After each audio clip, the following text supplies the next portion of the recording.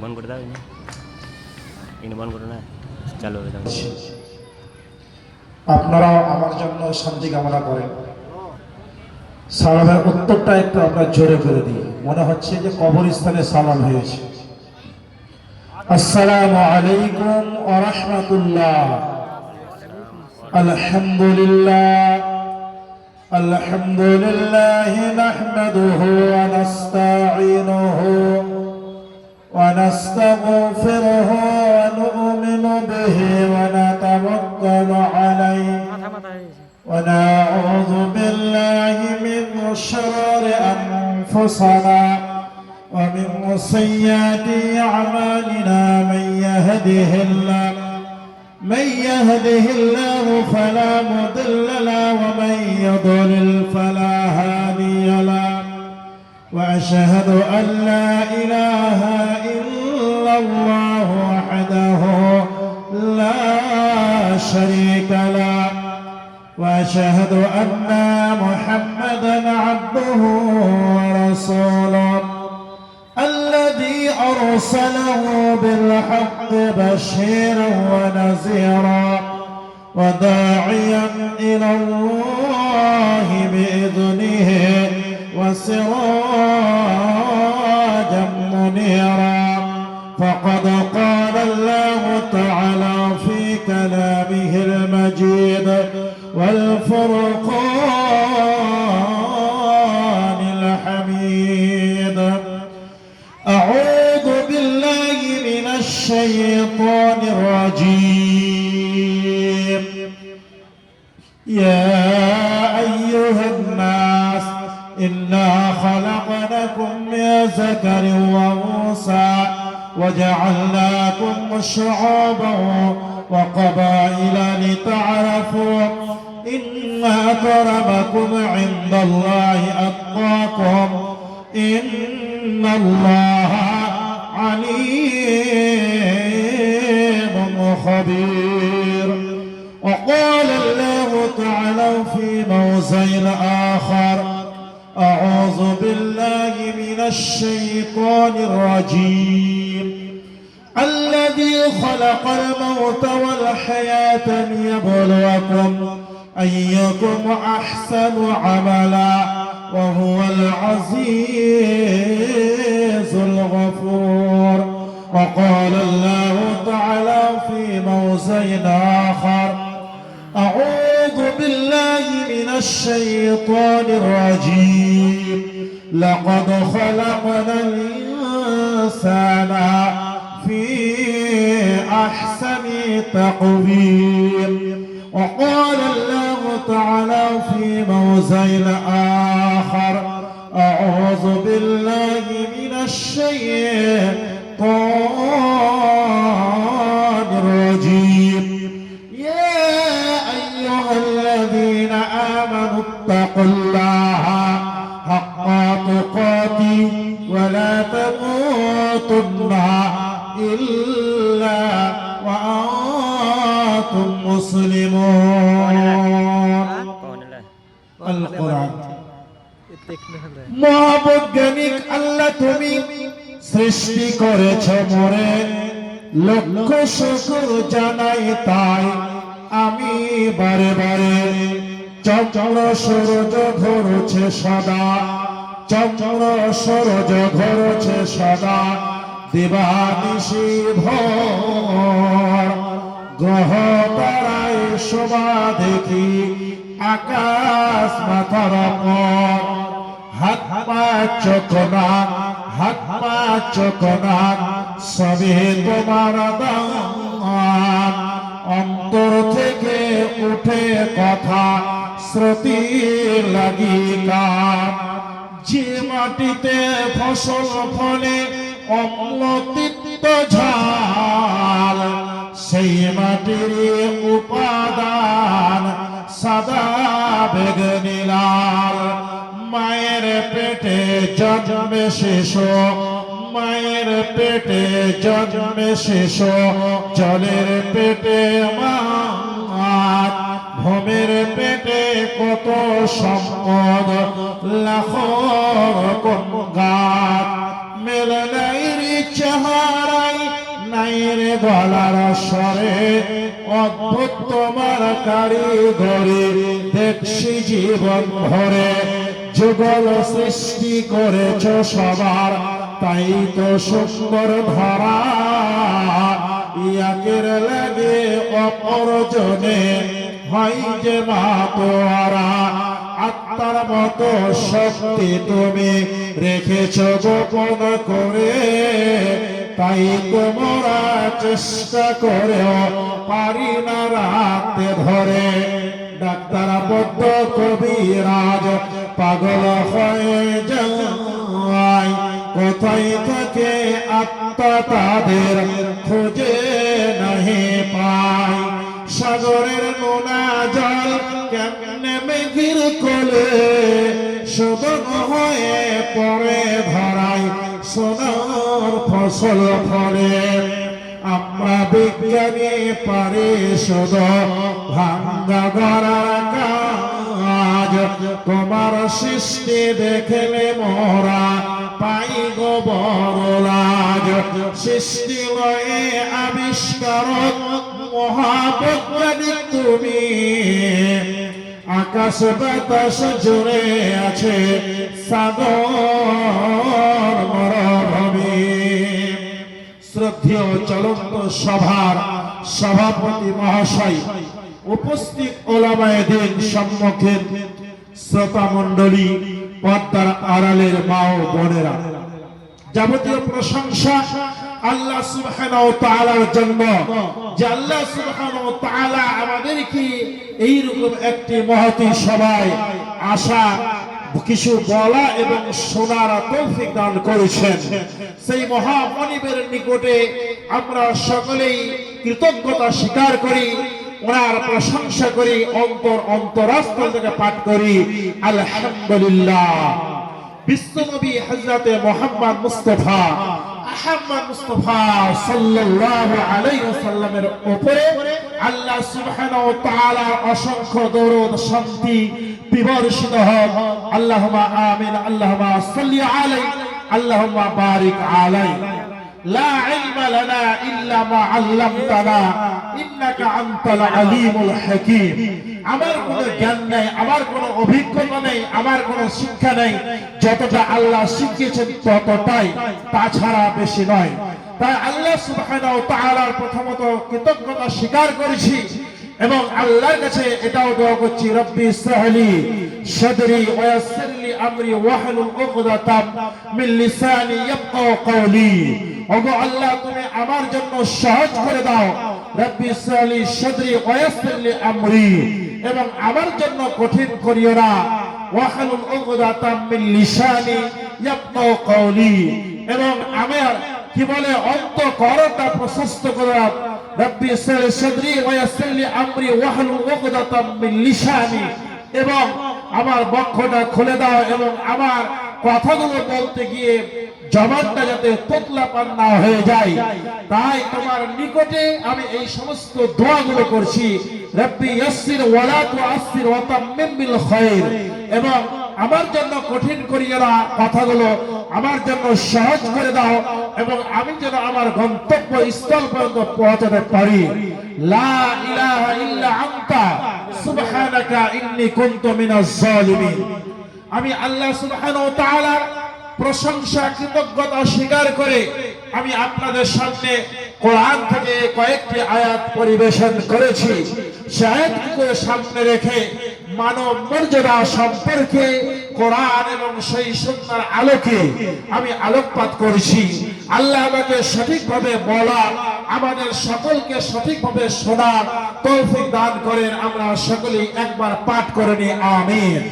আল্লাহ সুবহানাহু ওয়া তাআলা পবিত্র কোরআনের মধ্যে বলেছেন, 26 পারা সূরা মুহাম্মদ আয়াত নম্বর 13, সূরা মুহাম্মদ আয়াত নম্বর, সূরা ফাতহ আয়াত নম্বর 13, 26 পারা, সেখানে আল্লাহ বলেছেন, ইয়া আইয়ুহান নাস ইন্না খালাকনাকুম মিন যাকারি ওয়া উনসা। আল্লাহ সুবহানাহু ওয়া তাআলা বলছেন, হে গোটা বিশ্বের মানবেরা, হে গোটা বিশ্বের মানুষেরা, তোমাদেরকে একজন নারী এবং একজন পুরুষ থেকে সৃষ্টি করেছি। ওয়া জাআলনাকুম শুউবা এবং তোমাদেরকে আমি বিভিন্ন কাবিলা বিভিন্ন গোত্রে তোমাদেরকে বিভক্ত করে দিয়েছি লিতাআরাফু, যাতে করে তোমরা একে অপরের সঙ্গে পরিচিতি ঘটাতে পারো। ইন্না আকরামাকুম ইনদাল্লাহি আতকাকুম, নিশ্চয় আমার নিকটে তারা প্রিয়, আমার নিকটে তারা উত্তম, আমার নিকটে সর্বোত্তম তারা যার যতটা তাকওয়া বেশি, যার যতটা আল্লাহ ভীতি পরস্পরী দিনদারি ভান্ডার জমাতে পেরেছে, সে হচ্ছে আমার নিকটে সবচাইতে উত্তম। আল্লাহ বলছেন ইন্না আকরামাকুম ইনদাল্লাহি আতকাকুম ইন্নাল্লাহা আলীমুন খাবীর। আল্লাহ সুবহানাহু ওয়া তাআলা বলছেন, যেইগুলো তোমরা রাত্রে অন্ধকারে দিনের আলোকে করে থাকো, সমস্ত কিছু আমি খবর রাখি এবং সমস্ত কিছু আমি জানি। আমি আপনাদের সামনে সূরা আল মুলক আয়াত নম্বর 2 সে আয়াতটি পাঠ করেছি।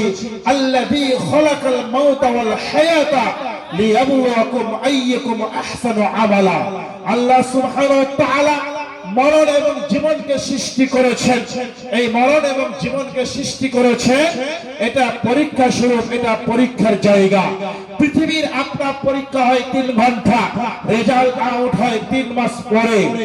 আর আমাদের পরীক্ষা কেন্দ্র, পরীক্ষা হল, পরীক্ষার আপনার ঘর হচ্ছে জীবন এবং মরণ। যখন থেকে এসেছি মৃত্যু পর্যন্ত এটা হচ্ছে পরীক্ষা কেন্দ্র, আর রেজাল্ট আউট হবে আখিরাতে। আল্লাহ সুবহানাহু ওয়া তাআলা অন্যত্র বলেছেন সূরা 3 সেখানে 4 নম্বর আয়াত আল্লাহ বলছেন, লাকাদ খালাকনাল ইনসানা ফি আহসানি তাকবীর, নিশ্চয় মানুষকে আমি সর্বোত্তম পরিকাঠামো সৃষ্টি করেছি। তো এই আয়াতগুলো অর্থ হলো এই। এবার আসুন এইগুলোর ব্যাখ্যা, এইগুলো বিশ্লেষণ, এইগুলো ব্যাখ্যা আপনাদের সামনে আলোকপাত করি, তাহলে বুঝতে পারবেন। আল্লাহ রাসূল সাল্লাল্লাহু আলাইহি সাল্লাম একদা 1.5 লক্ষ সাহাবাকে নিয়ে মদিনা মসজিদ থেকে মক্কার পথে পাড়ি দিলেন। আপনার প্রতিমধ্যে মদিনার মসজিদ থেকে 7 থেকে 8 কিলোমিটার দূরে অবস্থিত মসজিদে গাছ, সেখানে গিয়ে সালাত আদায় করলেন। সেখানে সালাত আদায় করার পরে গোসল করলেন, ইহরাম করলেন। ইহরাম করে লব্বাইক আল্লাহুম্মা লব্বাইক লা শারীকা লাক লব্বাইক ইন্নাল হামদা ওয়ান নি'মা লাকা ওয়াল মুলক লা শারীকা লাক। এই যে আপনার হজের যে আপনার তাকবীর, এই তাকবীর দিতে দিতে 1.5 লক্ষ সাহাবা মক্কায় পৌঁছে গেলেন। মক্কায় পৌঁছে যাওয়ার পরে কাবা শরীফে তওয়াফ করলেন, 7 চক্কর দিলেন। 7 চক্কর দেওয়ার পরে মাকাম ইব্রাহিমে নামাজ পড়ার পূর্বে জমজমের পানি পান করলেন। জমজমের পানি পান করার পরে চোখে মুখে দিলেন। তারপরে আপনার মাকামে ইব্রাহিমে 2 রাকাত সালাত আদায় করলেন। সালাত আদায়ের পরে কাবার দিকে মুখ করে আল্লাহ রাসূল সাহাবারা সবাই দোয়া করলেন। দোয়া করার পরে চলে গেলেন সাফা মারওয়া সাই করতে। এই সাফা মারওয়া সাই করার পরে সেখান থেকে বেরিয়ে যারা পুরুষেরা চুল কামালেন না, মাথা নেড়া করলেন। আর মহিলাদের এক আঙুলের মানে আপনার একটা বেরি দিতে যতটা চুল হয় ততটা কাটতে হয়, এটা হাদিসের আলোকে উল্লেখ রয়েছে। আল্লাহ রাসূল সাল্লাল্লাহু আলাইহি ওয়াসাল্লাম সাহাবাদের নিয়ে চলে গেলেন মিনা। মিনাতে গিয়ে যোহর, আসর, মাগরিব, এশা, ফজর সালাত আদায় করলেন। সালাত আদায় করার পরে সেখান থেকে চলে গেলেন আরাফাত ময়দান। আরাফাত ময়দানে জোহরের আযান হলো। জোহরের এক আযানে 2 তাকবীর দিয়ে জোহর, আসর, মাগরিব, জোহর আসরের সালাত আদায় করলেন। করার পরে চলে গেলেন জাবালে রহমত। তার পাশে মসজিদ বর্তমানে যেটা অবস্থিত মসজিদের নামেরা, যেখানে বর্তমানে 1.5 লক্ষ মুসলমান একসঙ্গে সালাত আদায় করতে পারে। আল্লাহ রাসূল সাল্লাল্লাহু আলাইহি সাল্লাম সাহাবাদের নিয়ে সেখানে ভাষণ দিতে আরম্ভ করে দিলেন। আল ইয়াউমা আকমালতু লাকুম দীনাকুম ওয়া আতমামতু আলাইকুম ওয়া রাযিতু লাকুমুল ইসলামা দীনা। আজ থেকে তোমাদের জন্য ইসলামকে পরিপূর্ণ করে দেওয়া হলো। ইসলামের মধ্যে কোনো ত্রুটি রাখা হলো না। আর এই ইসলামের মধ্যে আমি সন্তুষ্ট হয়ে গেলাম ইসলামের উপরে। এই আয়াতটা পাঠ করা হলেই হযরত আবু বকর রাদিয়াল্লাহু তাআলা আনহু কন্দন করতে আরম্ভ করে দিয়েছেন, চোখ দিয়ে অশ্রু ঝরতে আরম্ভ করে দিয়েছে। সাহাবাদের মনের মধ্যে প্রশ্ন জেগে গেল, আল্লাহ রাসূল কার কথা না কার কথা বললেন, আর আবু বকর এইভাবে কন্দন করতে আরম্ভ করে দিয়েছে। আবু বকর রাদিয়াল্লাহু তাআলা আনহু বুঝতে পেরে নিয়েছিলেন আল্লাহ পাক রব্বুল আলামিন নবীকে পৃথিবীর বুকে পাঠিয়েছেন ইসলাম পরিপূর্ণর জন্য। ইসলাম পরিপূর্ণ হয়ে গেছে মানে আমার নবী, আপনার নবী, বিশ্ব নবী জনাবে মুহাম্মদ মুস্তাফা সাল্লাল্লাহু আলাইহি সাল্লাম আমাদের নিকটে আর বেশি দিন থাকছেন না। আমরা আল্লাহ রাসূলের জীবিত অবস্থায় কোনো যদি প্রশ্নের সম্মুখীন হয়েছে, আল্লাহ নবীর কাছে এসে আমরা সেই সমস্যার সমাধান পেয়ে গেছি। আল্লাহ নবীর মৃত্যুর পরে আমরা কার কাছে গিয়ে সমাধান পাবো? এই জন্য তারা কন্দন করতে আরম্ভ করে দিয়েছেন। আল্লাহ নবী জনাবে মুহাম্মদ মুস্তাফা সাল্লাল্লাহু আলাইহি সাল্লামকে সাহাবারা প্রশ্ন করে দিলেন, ওগো আল্লাহর নবী, আপনি যখন জীবিত ছিলেন, আপনার জীবিত অবস্থায় আমরা কোন প্রশ্নের সম্মুখীন হলে আপনার কাছে এসে আমরা উত্তর পেয়ে যেতাম, কিন্তু আপনার মৃত্যুর পরে আমরা যদি কোনো সমস্যার সম্মুখীন হয় তাহলে আমরা কার কাছে গিয়ে সমাধান পাবো? আল্লাহ নবী বলে দিলেন, ও সাহাবারা শোনো শোনো, আমার মৃত্যুর পরে আমি তোমাদের মাঝে দুটি জিনিস রেখে যাচ্ছে, যদি এই দুটি জিনিসকে তোমরা ফলো করো তাহলে তোমাদের কোনো সমস্যা হবে না, আর যদি সেই দুটি জিনিসকে আঁকড়ে ধরে রাখতে পারো তাহলে তোমরা কোনো সমস্যার সম্মুখীন হলে তোমরা এই দুটির মাধ্যমে সমাধান পেয়ে যাবে। সেই দুটি জিনিস হলো আল্লাহর কিতাব আল কোরআন, আর একটি হচ্ছে আমার তরিকা, আমার রাস্তা, সেটা হচ্ছে হাদিসে নববী। এই দুটি জিনিসকে তোমরা যদি আঁকড়ে ধরো, এই দুটি জিনিসকে তোমরা যদি ফলো করো তাহলে তোমরা পথভ্রষ্ট হবে না, তোমাদের কোনো কি বলে সমস্যা হবে না, আর যদিও সমস্যা হয় তাহলে এই সমস্যার সমাধান পেয়ে যাবে। আমার নবী, আপনার নবী, বিশ্ব নবী জনাবে মুহাম্মদ মুস্তাফা সাল্লাল্লাহু আলাইহি সাল্লাম সেই ভাষণে বলতেছিলেন, হে মানুষেরা শোনো শোনো, তোমরা যা খাবে তোমার স্ত্রীদের তা খাবে, তোমরা যা পরিধান করবে তোমাদের স্ত্রীদের তা পরিধান করাবে। আমার নবী, আপনার নবী, বিশ্ব নবী এইভাবে ভাষণ দিতে আরম্ভ করে দিয়েছেন। আল্লাহ নবী, আপনার নবী, আমার নবী, বিশ্ব নবী কিভাবে আপনার মানব মর্যাদা করেছিলেন সেই দিকে দৃষ্টি আকর্ষণ করেছে। ইসলাম আসার পূর্বের নাম বলা হয় আইয়ামে জাহিলিয়াত, বর্বরতার যুগ। ইসলাম আসার পূর্বে নারীদের কোনো মর্যাদা ছিল না, নারীদের কোনো অধিকার দেওয়া হতো না। নারীদের ইসলাম আসার পূর্বে নারীদের কি অবস্থা ছিল একটু আপনাদের সামনে আলোকপাত করে।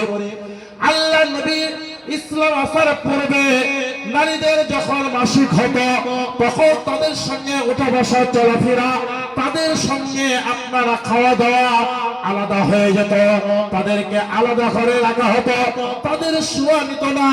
আল্লাহ নবী ইসলাম আসার পূর্বে, ইসলাম আসার পরে নারীদের মর্যাদা দিল, নারীদেরকে এমন মর্যাদা দিল, আল্লাহ নবী বললেন মাসিক অবস্থায় তাদের সঙ্গে মিলন বাদে সমস্ত কিছু তার সঙ্গে করা যেতে পারে। আমার নবী, আপনার নবী ইসলাম আসার পূর্বে, নবী আসার পূর্বে নারীদের কোনো অধিকার ছিল না। আমি আপনাদের সামনে মানব মর্যাদা তুলে ধরতে চাইছি। আল্লাহ নবী ইসলাম আসার পূর্বে, নবী আসার পূর্বে নারীদের কোনো অধিকার ছিল না। নারীদেরকে জিন্দায় জ্বালিয়ে দেওয়া হতো, নারীদেরকে জিন্দায় পুঁতে দেওয়া হতো। ওই যায় একজন সাহাবী আল্লাহ নবীকে এসে বলছেন, আল্লাহ নবী গো, আমার কি আল্লাহ পাক রব্বুল আলামিন গুনাহ ক্ষমা করেছেন? আল্লাহ নবী বলছেন, তুমি ইসলাম গ্রহণ করেছো, ইসলাম গ্রহণের পূর্বে যা তুমি পাপ করেছিলে আল্লাহ সুবহানাহু ওয়া তাআলা তোমাকে সমস্ত পাপকে ক্ষমা করে দিয়েছেন। সেই ব্যক্তি বলছে, আল্লাহ নবী গো, আমি এমন পাপ করেছি, হতে পারে আল্লাহ পাক রব্বুল আলামিন আমাকে এখনো ক্ষমা করেননি। আল্লাহ নবী বললেন, তুমি এমন কি গুনাহ করেছো ইসলাম গ্রহণের পরেও তুমি বলতে চাইছো আল্লাহ তোমার গুনাহ ক্ষমা করেননি? সেই ব্যক্তি বলছেন, আল্লাহ নবী গো, আমার একজন মহিলা, আমার একজন কন্যা সন্তান জন্মগ্রহণ করেছিল, সেই সন্তানকে যখন খেলাধুলার বয়সে উপনীত হলো, আমি তার আম্মাকে বললাম তাকে ভালো করে সাজিয়ে দাও। তাকে ভালো করে সাজিয়ে দেওয়া হলো। আমি তাকে সঙ্গে নিয়ে হাঁটতে আরম্ভ করে দিলাম। আমার সঙ্গে নিয়ে তাকে আমি হাঁটতে আরম্ভ করে দিলাম। অনেক দূর অতিবাহিত হয়ে যাওয়ার পরে আমার মেয়ে বলছে, আব্বা জান আপনি আমাকে কোথায় নিয়ে যাচ্ছেন? বলছে, তোমাকে বেড়াতে নিয়ে যাচ্ছি, তোমাকে আনন্দ দেওয়ার জন্য নিয়ে যাচ্ছি। এইভাবে করতে করতে অনেক দূর অতিবাহিত হওয়ার পরে আমার মেয়ে ক্লান্ত হয়ে পড়েছে। আমার মেয়ে বলছেন, আব্বা জান আর চলতে পারছে না, আপনি এইভাবে আমাকে কোথায় নিয়ে যাচ্ছেন? এইভাবে করতে করতে তাকে বললাম আর কিছুটা দূরে। এইভাবে করতে করতে একটা জঙ্গলে পদার্পণ করলাম। জঙ্গলে পদার্পণ করার পরে জঙ্গলে কিছুটা যাওয়ার পরে আমি একটা গর্ত খনন করতে আরম্ভ করে দিলাম। আমার মেয়ে তো জানে না তাকে আমি এখানে পুঁতে দেব, তাকে আমি হত্যা করে ফেলব।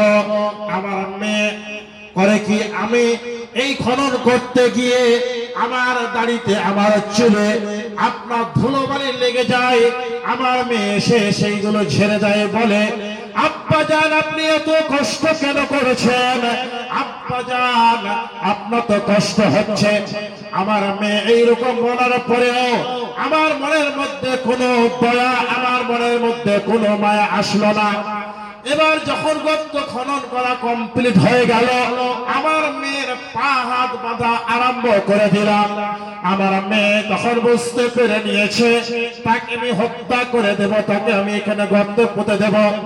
আমার মেয়ে ক্রন্দন করতে আরম্ভ করে দিয়েছে, বলছে, আব্বা জান আপনি আমাকে হত্যা করিয়েন না, আপনি আমাকে পুঁতে দিয়েন না। পৃথিবীর বুকে আমাকে আপনি বাঁচতে দেন, পৃথিবীর বুকে আমাকে জীবিত থাকতে দেন। আমি আপনাকে পিতা হিসেবে সমাজের কাছে মাথা নত করাবো না, আপনাকে আমি পিতা হিসেবে পরিচয় দেব না সমাজের কাছে, আপনি আমাকে বাঁচতে দেন। এই কথা আমার মেয়ে বলছে। তারপরেও আমার মনের মধ্যে কোনো দয়া মায়া হলো না। আমি তার পা হাত বাঁধার পরে সেই গর্তে আমি ছুঁড়ে ফেলে দিলাম। গর্তে ছুঁড়ে ফেলে দেওয়ার পরে আমি একটা প্রচন্ড বড় পাথর এবার নিয়ে আমি তার বুককে লক্ষ্য করে ছড়ব। তারপরেও আমার মেয়ে আমাকে বলছে, আব্বা জান আপনি আমাকে বাঁচতে দেন, আমাকে আপনি হত্যা করিয়েন না। আমি আপনার বাড়ি যাব না, অন্যত্র গিয়ে ভিক্ষা করে খাবো। তারপরেও আমার মনের মধ্যে কোনো দয়া হলো না, আমার মনের মধ্যে কোনো মায়া হলো না। আমি তার বুককে লক্ষ্য করে প্রচন্ড বড় পাথরটাকে আমি চালিয়ে দিলাম, নিক্ষেপ করে দিলাম। নিক্ষেপ করার সঙ্গে সঙ্গে আমার মেয়ের বুক পেটে রক্ত বেরিয়ে বলল, আব্বা আব্বা। এই কথা বলে আমার মেয়ে মারা গেল। আল্লাহর নবী গো, সেই সময়ের কথা আমার মনের মধ্যে এখনো ভেসে ওঠে। আমার সেই মেয়ের কথা ভেসে ওঠে। আল্লাহর নবী গো, আল্লাহ কি আমাকে ক্ষমা করেছেন? আল্লাহর নবী সাল্লাল্লাহু আলাইহি সাল্লাম সেই ব্যক্তির কথাগুলো শুনছিলেন। আর সেই ব্যক্তির কথাগুলো শুনতে গিয়ে চোখ দিয়ে অশ্রু ঝরে, দাড়ি ভিজে, শরীর ভিজে যাচ্ছে। সেই ব্যক্তি লক্ষ্য করছে আল্লাহর নবী বলছেন, মানুষ কি এইরকম হতে পারে? মানুষ কি পশুর ন্যায় ব্যবহার করতে পারে? এই হলো ইসলাম আসার পূর্বে নারীদের মর্যাদা, নারীদের কোন সমাজে মর্যাদা ছিল না। জিন্দায় তাদের জ্বালিয়ে দেওয়া হতো, জিন্দায় পুঁতে দেওয়া হতো। ইসলাম আসার পরে নারীদের অধিকার দিলেন। আল্লাহ রাসূল কি বলে নারীদের অধিকার দিলেন? কোন ছেলের পায়ে চপ্পল চটি জুতা থাকে, একজন নারী যখন মা হয়ে যায়, আল্লাহ নবী বললেন সেই ছেলে মেয়ে জান্নাত তার মায়ের পায়ের তলায়। একজন পুরুষের পায়ের তলায় জান্নাত নয়, একজন নারীর পায়ের তলায় জান্নাত। নারীদের এতটা অধিকার, এতটা মর্যাদা দিলেন আল্লাহ রাসূল। তারপরে আজ বর্তমান পরিস্থিতিতে নারীদেরকে অবহেলা করা হয়, নারীদেরকে ঘৃণিত, অপমানিত, লাঞ্ছিত করা হয়। আজকে যখন কোন নারীর বিয়ে হয়, সেই নারীর বিয়ে হওয়ার সময় আপনার ইসলাম বলল তোমরা মহরানা ধার্য করবে। আজকে মহরানা ধার্য হয় কিন্তু পরিশোধ হয় না, যেটা ইসলাম নিষেধ করলেন, আল্লাহ রাসূল নিষেধ করেছেন, যার নাম পণ প্রথা। আজকে বর্তমান পরিস্থিতিতে অনেক পুরুষ ব্যক্তি আপনার বিয়ে করতে গিয়ে বলে গুলশনে অফিস, মঙ্গল গ্রহে বাড়ি, 20 লাখ টাকা ক্যাশ, আপনার আলমারি শোকেস আলনা এইগুলো লাগবে। এটা কি নারীর মর্যাদা? নারীর মর্যাদাকে আপনার অপমান করেছি। আজকে বর্তমান পরিস্থিতিতে এই পণ প্রথার কারণে ঘরে ঘরে অনেক মেয়েরা আস্তে আস্তে জীবনে পদার্পণ করে, তখন তাদের আত্মহত্যা ছাড়া অন্য কোনো রাস্তা থাকে না। হাকিমপুরের হাকিম সাহেব ছিল বেটার বাপ, ফরিদপুরের ফরিদাব হবে তার আজ। লোকের মাঝে কথা হলো 20,000 টাকা নগদে দিতে হবে, ধারে না হে কথা। এইভাবে করতে করতে আপনার ছেলের বাপ মেয়ের বাপ বিয়ের দিন উপস্থিত হয়ে একত্রিত হয়েছে।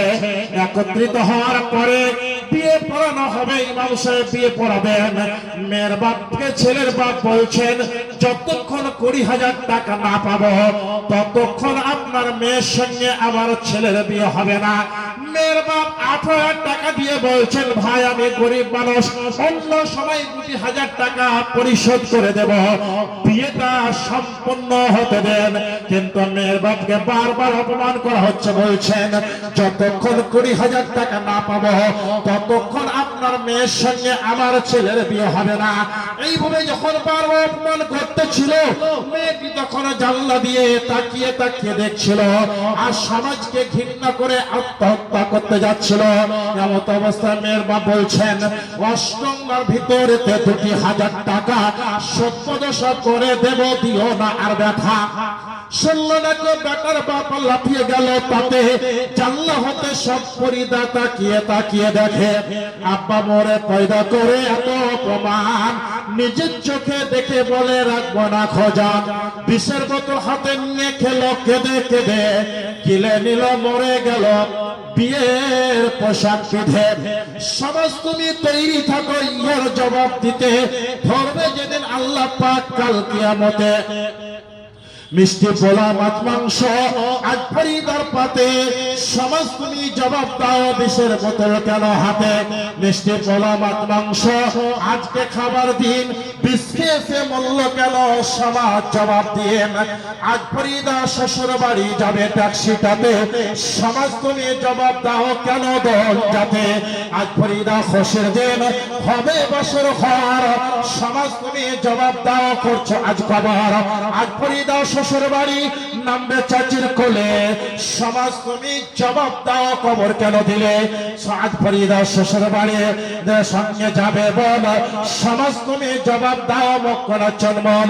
আজ ফরিদা মুখ দেখায় হাতে নেবে টাকা, সমাজ তুমি জবাব দাও কাপনে কোন মুখ দেখা। সেই মেয়েটিকে মুক্ত হয়েছিল কেন? একমাত্র পণ প্রথার কারণে। বন্ধুগণ বলুন, আজ আমরা মানব মর্যাদার নামে আজকে আমরা নারীদেরকে অবহেলা করি, নারীদেরকে আমরা অপমান করি। আজকে আমরা নারীদের মহব্বত ভালোবাসা আমরা অধিকাংশ ক্ষেত্রে করি না। আল্লাহ নবীর স্ত্রী হযরতে আয়েশা সিদ্দিকা রাদিয়াল্লাহু তাআলা আনহা বলেন, আল্লাহ নবী নিজে বলেছেন, নবী পাক বলে আমি যে পানি পিতাম পিয়ে সে পানি আমি আয়েশায় দিতাম, পিতাম যেখানে আমি মুখ লাগাইয়া, পিতাম যেখানে আমি মুখ লাগাইয়া, আয়েশা পিত সেইখানে মুখ দিয়া। হযরতে নবী করিম সাল্লাল্লাহু আলাইহি সাল্লাম বলেন, আমার অর্ধাঙ্গিনী আমি যখন পানি পান করতাম, পানি পান করার পরে যে গ্লাসটায় পানি পান করতাম, কিছুটা পানি অবশিষ্ট থেকে গেলে আমার স্ত্রী, আমার অর্ধাঙ্গিনী হযরতে আয়েশা সিদ্দিকা রাদিয়াল্লাহু তাআলা আনহা সেই জায়গায় মুখ লাগিয়ে পানি পান করতেন। হযরতে আয়েশা সিদ্দিকা বলছেন, আমার স্বামী বিশ্বনবী জনাবে মুহাম্মদ মুস্তাফা সাল্লাল্লাহু আলাইহি সাল্লাম একটা গোশত বা একটা হাড্ডি চুষে চুষে যখন তিনি রেখে দিতেন, যেখানে মুখ লাগিয়ে চুষেছেন সেইখানে আমি মুখ লাগিয়ে চুষেছি। বন্ধুগণ, এ হলো আমার নবী আপনার নবী বিশ্ব নবী জনাবে মুহাম্মদ মুস্তাফা সাল্লাল্লাহু আলাইহি সাল্লামের এবং অর্ধাঙ্গিনীদের আপনার মহব্বত। আজকে আমরা স্ত্রীদের মর্যাদা দিই না। আল্লাহ নবী বললেন তোমরা যা খাবে তোমার স্ত্রীদের তা খাবে, তোমরা যা পরিধান করবে তোমাদের স্ত্রীদের তা পরিধান করাবে। আজকে আমি বাসুদেবপুরে গিয়ে হাজি বিরিয়ানিতে গিয়ে চেন্নাই আপনার বিরিয়ানিতে গিয়ে আমরা এক্সপ্রেসে গিয়ে করলাম কে বিরিয়ানি খেলাম বন্ধুদের নিয়ে।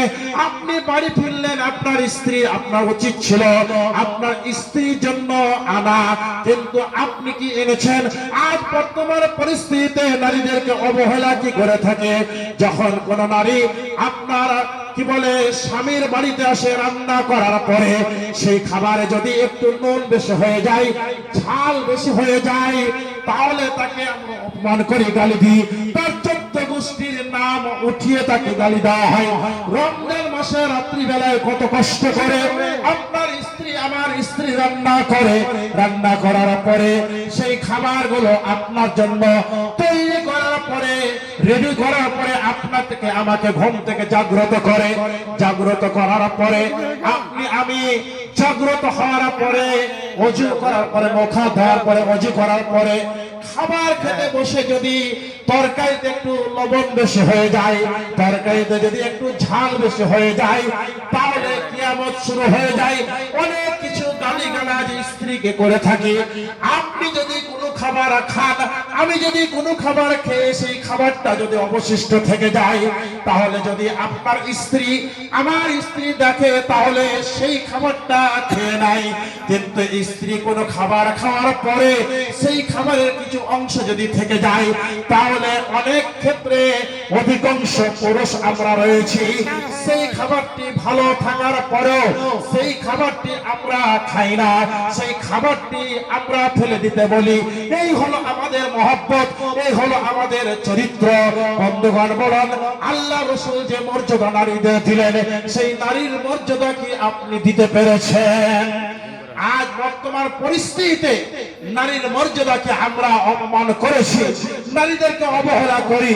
বাড়িতে এসে লাট সাহেবের মতো 1 গ্লাস পানি দাও তো অমুকের মা, 1 গ্লাস পানি যদি দিতে দেরি হয়ে যায় তার 14 গোষ্ঠীর নাম উঠিয়ে গালিগালাজ করি। আজকে আপনার বাড়িতে আপনার বৌমা এসেছে, এই বৌমা কোন কারণবশত অন্যায় ভাবে নয়, ন্যায় ভাবে নয়, আপনার অসতর্কতার বশতে যদি আপনার মাটির তৈরি একটা যদি সারা ভেঙে যায়, মাটির তৈরি যদি একটা সারা ভেঙে যায়, হয় পাড়া পাড়া। আর নিজের মেয়ের কাছে আপনার পিতলের তৈরি একটা ঘোড়া ভেঙে গেছে, তারপরেও সেটা কিন্তু চুপ থাকার হয়। কিন্তু আপনার বৌমার কাছে যদি একটা অসতর্কতার সঙ্গে যদি একটা সারা ভেঙে যায়, সেটা হয় পাড়া পাড়া। গ্রামের লোকজনকে বলা হয়, গ্রামের মহিলাদের বলা হয়, আমার কি বলে বৌমা এসে আমার সংসারকে তছনছ করে দিল, আমার সংসারকে একেবারে চুরমার করে দিল। আর নিজের মেয়ের কাছে একটা পিতলের তৈরি ঘোড়া ভেঙেছে, কিন্তু তারপরেও একবার প্রকাশ হয় না।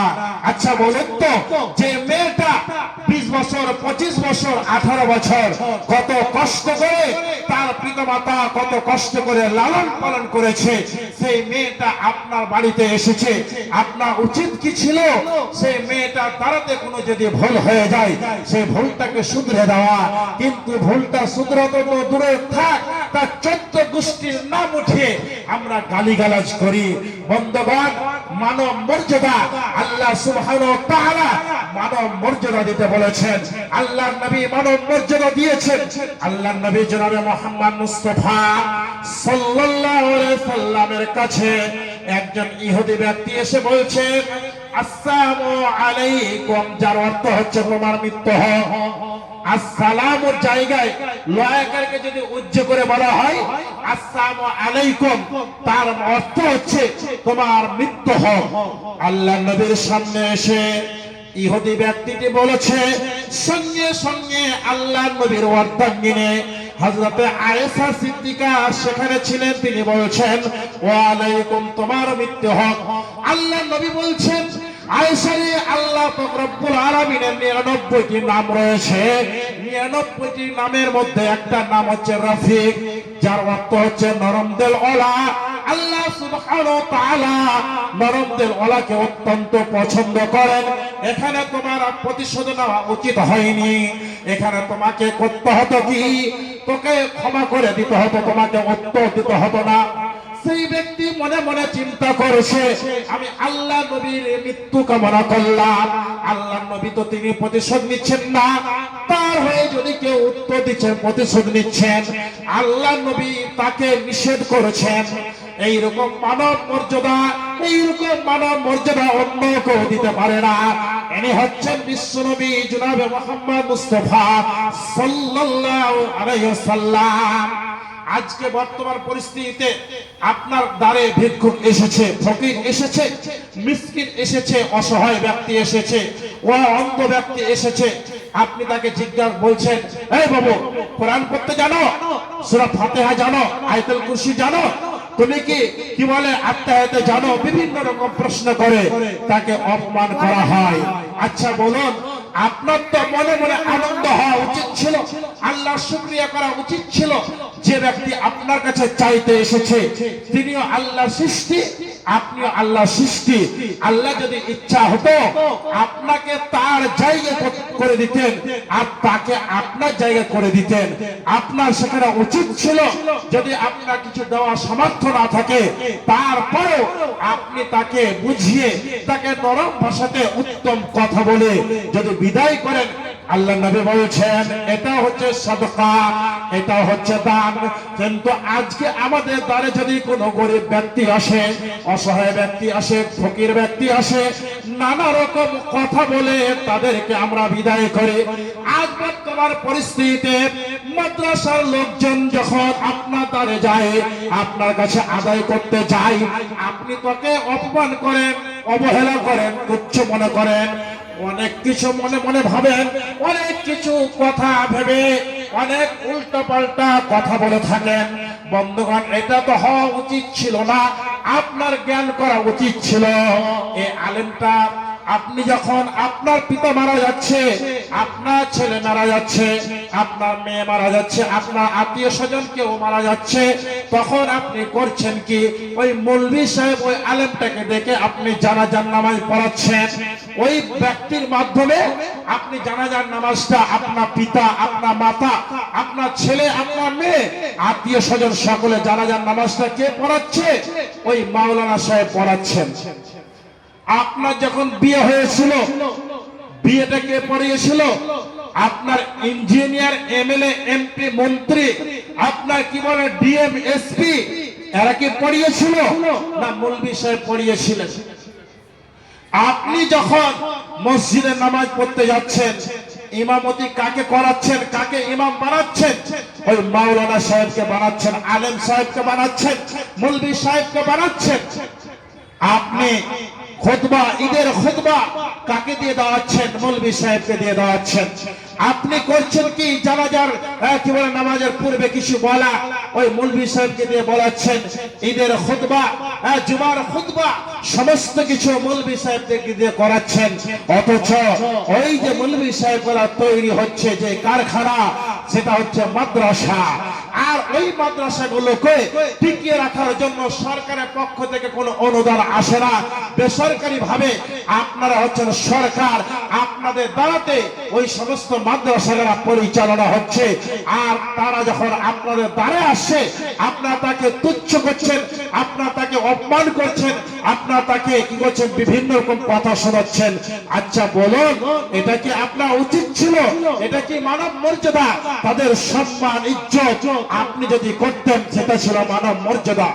আল্লাহ নবী জনাবে মুহাম্মদ মুস্তাফা সাল্লাল্লাহু আলাইহি সাল্লাম মানব মর্যাদা কেমন করে করেছেন শুনুন।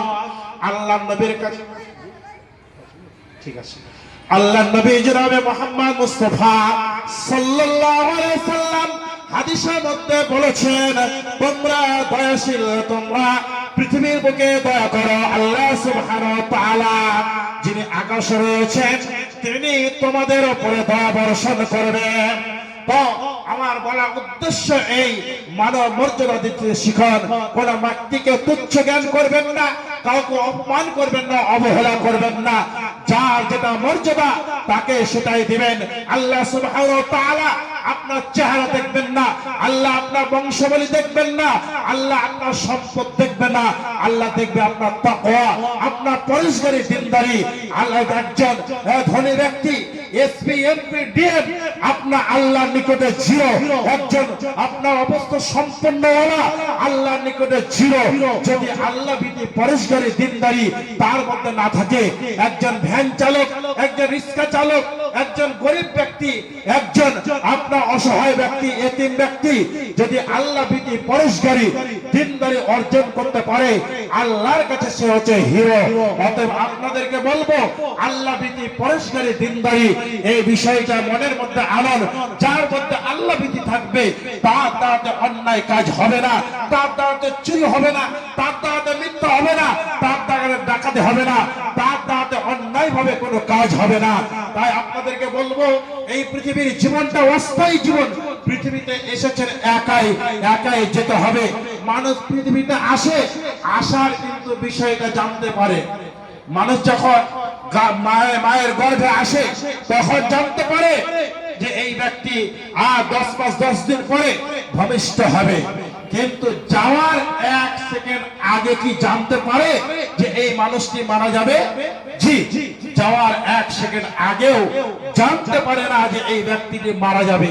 আরেকটি কথা হচ্ছে, পৃথিবীর বুকে আপনি এসপি ডিএম এমপি এমএলএ, আপনি অর্থ সম্পদ আপনার অনেক রয়েছে, আপনার পৃথিবীতে নাম অনেক রয়েছে, আপনার ব্যবসা বাণিজ্য দেশ বিদেশে ছড়িয়ে পড়েছে, আপনার নাম হচ্ছে আব্দুর রহমান। আপনি মারা গেলেন, মারা যাওয়ার পরে দেশ বিদেশ থেকে লোকজন দেখতে এসেছে, জানাজার নামাজ আদায় করবে, লোক এসে জিজ্ঞাসা করছে লাশটা কোথায়, আব্দুর রহমান কোথায়, আর কিন্তু জিজ্ঞাসা করে না, জিজ্ঞাসা করে লাশটা কোথায়। তারপরে আপনার জানাজার নামাজের টাইম হয়েছে 10টায়, 10টার সময় লোকজন আপনার জানাজার নামাজে উপস্থিত হয়ে গেছে, লোকজন উপস্থিত হয়েছে, 10টা বাজতে আর 5 মিনিট বাকি রয়েছে। ইমাম সাহেব কিছু কথা বলছেন।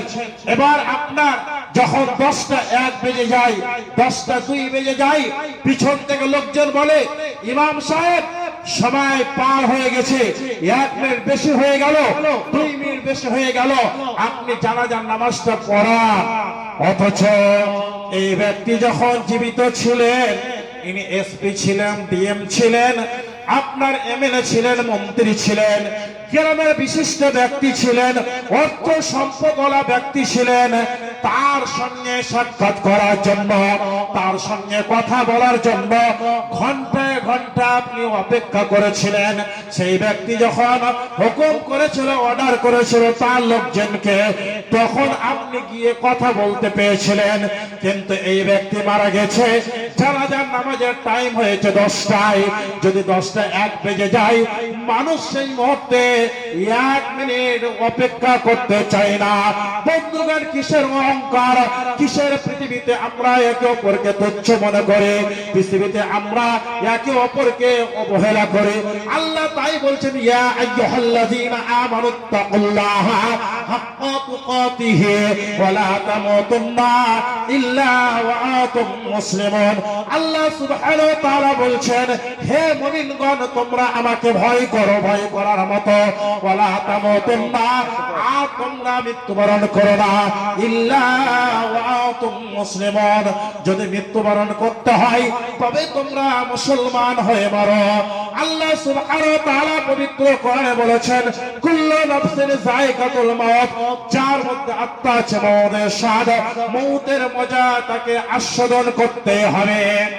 সূরা আল ইমরানে আল্লাহ দিল বর্ণনা, ইয়াকিন করিয়া শোনেন মুমিন ও মুমিনা, সামনে হইলে কোরআন দেখি আলো ইবেন, চতুর্থ পারার মধ্যে দেখিতে পাইবেন। আয়াত নম্বর 185 কয়, আয়াত নম্বর 185 কয়, আর রুকু নম্বর ফের 19 রয়। পৃথিবীতে চিরদিন কেউ থাকিবে না, মৃত্যু অনিবার্য ইহা শোনো সর্বজনা। তাই পৃথিবী সুখের স্থান নহে চিরদিন, কি হতু তাহাতে তুমি আনন্দিত মন। যেদিন জন্মিলে তুমি দেখিলে ভবন, কিন্তু সেদিন ছিলে করিতে রদন। পৃথিবীতে এলে তুমি কাঁদিতে কাঁদিতে, পৃথিবী ছাড়িয়া যাবে কাঁদিতে কাঁদিতে। একা অন্ধকারে ছিলে উদরে মাতার, একা গড় অন্ধকারে যাইবে আবার। এ অনিত্য ভবে কেন এত হাস্যমন, হয় না মরণ দিন কব কি স্মরণ। আত্মা তো একদিন এমন হইবে, মৌতের হাতে তুমি গ্রেপ্তার হবে।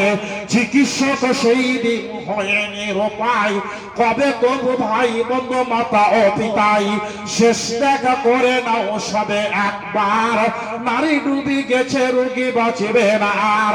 আত্মীয় স্বজন যত সমিতে পাইয়া, হলুস্থল বাদাইবে কাঁদিয়া কাঁদিয়া। কেউ কবে ভাই ভাই, কেউ পিতা পিতা, কেমনে ভুলিব আমি তোমার মমতা। কাঁদিবে তোমার পিতা করে হাই হাই, কেমনে বাঁচিব বাবা ভুলিয়া তোমায়। গড়াগড়ি দিবে পরে জননী তোমার, মাতা বলে ডেকে নাও ধন একবার। কেউ তো ভাঙিবে মাথা বলে স্বামী স্বামী, ছেলে পিলে নিয়ে এবে কোথা যাব আমি। সে সময়ে বাক শক্তি রবে না তোমার, রবে না নয়ন দয়ে শক্তি দেখিবার। জমদূত আজরাইল এসে সে সময়, কবে রে আদম সন্তান চিনো কি আমায়। এখনে তোমাকে আমি পরাবো কাফন, একা গড় অন্ধকারে করাবো শয়ন। এখনই গৃহণ তব বিধবা হইবে, মাতা ও পিতারা তোমার শোক সাগরে ভাসিবে। সমগ্র জগৎ কলে সাহায্য তোমায়, তবু মোর হাতে তুমি পাবে না নিস্তার। তাই বলে আপনাদেরকে এই পৃথিবীর জীবনটা অস্থায়ী জীবন, আজ মরলে কাল দুদিন, মরণের কোনো গ্যারান্টি নেই। আপনারা জালসা শুনতে এসেছেন, আমি জালসা করছি, পুনরায় আমি আমার গন্তব্যস্থল পৌঁছাতে পারবো, এর কোনো গ্যারান্টি নেই।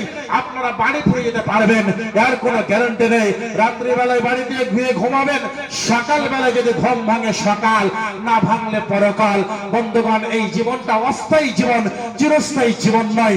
আপনি আজ জীবিত আছেন, আপনার খোঁজ খবর সময় নিচ্ছে, আপনি মারা যাবেন, আপনার ছেলে মেয়ে আত্মীয় স্বজন কয়েকদিন খোঁজ খবর নিয়ে আপনারা কোনো খোঁজ খবর থাকবে না। তাই আপনাদেরকে বলবো যে আপনারা ঘুষ থেকে, আপনারা হারাম থেকে ফিরে আসুন, পাপের সাগর থেকে ফিরে এসে নদীর সাগরে হাবুডুবু করুন। বন্ধুগণ, আল্লাহ সুবহানাহু ওয়া তাআলা কোরআনে বলেছে, লা তাকনাতু মির রাহমাতিল্লাহ। যারা আমরা সমুদ্রে ফেরার নয় গুনাহ করেছি, তারপরে আল্লাহ বলছেন তোমরা আমার দয়া থেকে নিরাশ হয়ে যেও না। আল্লাহ দয়া থেকে আমাদেরকে নিরাশ হতে নিষেধ করেছেন। আল্লাহ সুবহানাহু ওয়া তাআলা ক্ষমার দরজা খুলে রেখেছেন। আমরা সকলে আল্লাহ সুবহানাহু ওয়া তাআলার কাছে ক্ষমা চেয়ে আমরা নেকির জীবনে হাবুডুবু করতে যেতে পারি। আল্লাহ আমাদেরকে তৌফিক দান করেন, কোরআন সহিহ সুন্নাহর আলোকে পৃথিবীতে জীবন যাপন করা তৌফিক দান করেন। এবং যেই কথাগুলো আমি আপনাদের সামনে আলোকপাত করেছি, এই কথাগুলো কোরআন এবং সেই সুন্নাহর আলোকে যদি হয়ে থাকে, আল্লাহ গো তুমি তোমার বান্দাদের অন্তরে গেঁথে দাও এবং তার উপরে আমল করা তৌফিক দান করো। অনেকে আমরা স্ত্রীকে অবহেলা করি, স্ত্রীকে আমরা মর্যাদা দিই না। অনেক ব্যক্তি রয়েছে বাড়িতে যদি যাই তাহলে স্ত্রী ভয় করে যে আজকে এই ব্যক্তি, এই আমার স্বামী বাড়িতে না আসলে ভালো। অনেকে স্ত্রীকে বাড়িতে গিয়ে মারধর করে, বাড়িতে তাকে অপমান করে, তাচ্ছিল্য করে, তাদেরকে আপনার অবহেলা করে চলে। অনেকে মদ পান করে স্ত্রীদেরকে পিটায়। আল্লাহ সেই সমস্ত পুরুষদেরকে তুমি বোধ শক্তি দাও। আল্লাহ যেই সমস্ত পুরুষেরা স্ত্রীদের মর্যাদা দেয় না, আল্লাহ তাদেরকে স্ত্রীদের মর্যাদা, মায়েদের মর্যাদা আল্লাহ তুমি দেওয়ার তৌফিক দান করো। আমরা সকলে পাঠ করি আমিন। আসসালামু আলাইকুম কি বলে, আসসালামু আলাইকুম ওয়া রাহমাতুল্লাহি ওয়া বারাকাতুহু। আসসালামু আলাইকুম ওয়া রাহমাতুল্লাহি ওয়া বারাকাতুহু। জাযাকাল্লাহু খাইর। মাওলানা